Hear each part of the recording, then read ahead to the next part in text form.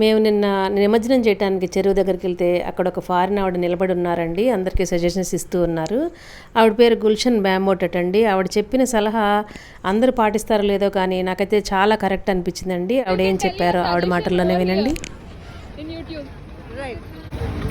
The smaller the idol, the bigger the faith.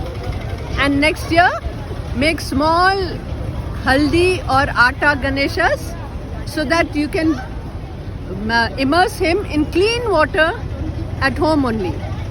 Lake water, every lake is polluted with sewage.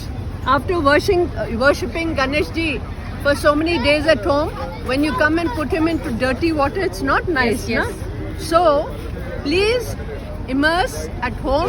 Next year పసుపుతో కానీ గోధుమ పిండితో కానీ గణేషులు తయారు చేసి చక్కగా పూజించి చెరువులో కాకుండా ఇళ్లలోనే నిమజ్జనం చేస్తే చాలా మంచిదని చెప్పి ఆవిడ సజెషన్ ఇచ్చారండి. Thank you for watching.